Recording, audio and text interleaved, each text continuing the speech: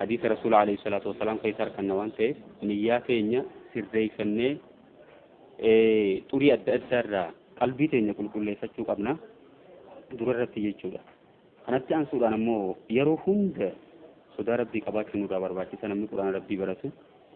نمني مو كلام ربي يروحون ده هاسو نمني هاسو ربي لقيفتو مالي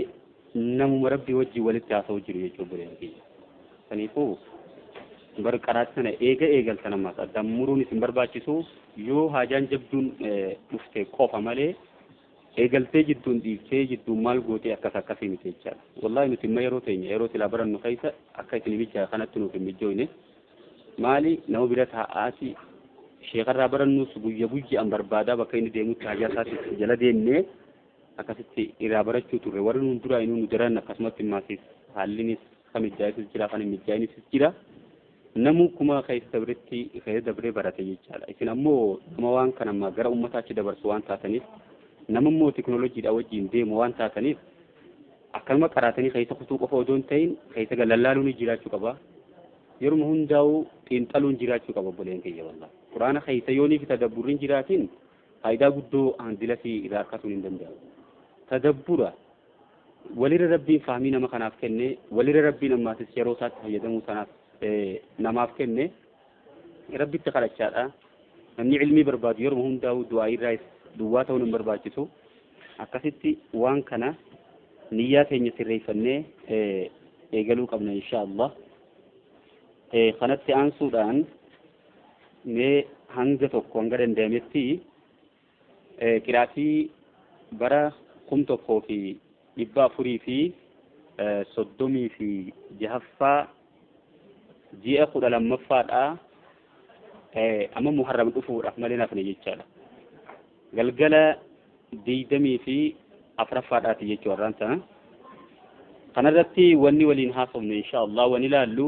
har'aaf suuratul faatiha. أعوذ بالله من الشيطان الرجيم بسم الله الرحمن الرحيم الحمد لله رب العالمين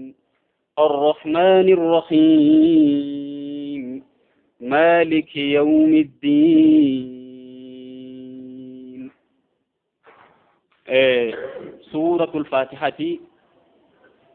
بقنا الفاتحة داتي جتش سورة جدو هيك أفان كينياتي أكام مياتي بقنا جدا مدام فسر ما جتشارا جتش وعليكم السلام سورة جدو eeysarraa ka dhufe jennee yoonii filaallu gariin maal jedhan su'uri jecha ji'urraa dhufe su'uri jechi ji'u hambaa jechuudha. Suuri ka ji'u san suwar ka ji'urraa yoonii fi dhufe immoo maal jechuudha dallee yookiinis gibbii akka jedhamu san. Amma immoo walumaa galattuu wanni inni beekamu maali boqonnaa alfaatihaadha jechuudha. jechi alfaatihaa jedhu maal jechuudha mee eegaltuu jechuudha. fataha yaftahu waan takka bane eegale itti seene jechuudha. suuraan faatihaa tunii fi qur'aanaaf jalqabarra jirti waan ta'eef isiitiitummoo suuraa jalqaba buute jechuu odoon ta'in yeroo qur'aana bantuu asirraa eegalta jechuudha. suuraan tunii maqaan isiidha alfaatihaa qofa odoon ta'in maqaa hedduu yookiinis baay'ee qabdii jedhan. suuratul faatihaan as-salaatis ni jedhamtii jedhan isummaanuu salaatumatti waamamti jechaadha. ergamaan alayhi salaatu wassalaamii hadiya sahih keessatti rabbi irraa himee jechuu hadiisul qudsii wanta rabbi irraa nuuf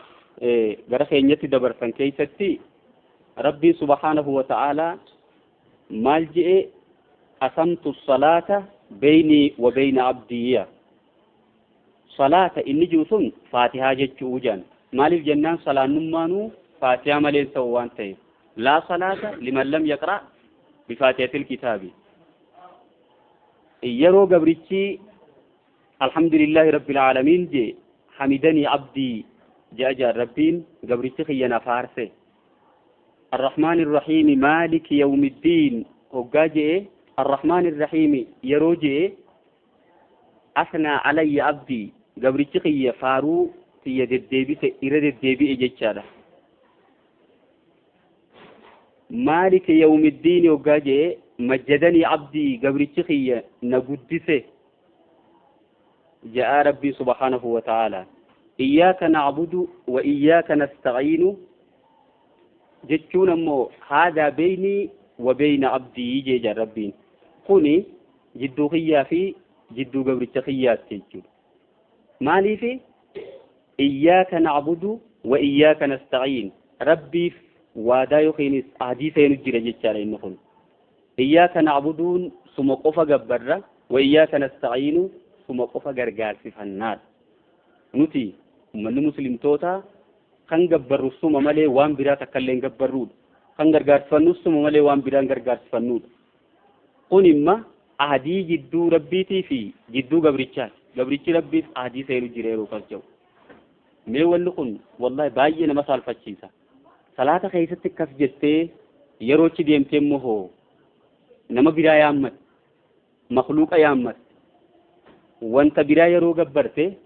waan hin fakkaanne kun ahadii rabbiif seente san ديجو جتشو نمني صلاة هند نمني فاتحة قرأوا هندي ربي فوادا سينو جرى جتشالا اهدنا الصراط المستقيم صراط الذين را هنجر أماتي ونموت هنجبر تقيات جي سألني عبدي ولعبدي ما سأل قبر التقية نقدته قبر التقية فوني نقدته هاتو في جاء ربين أما سنيفو فاتحان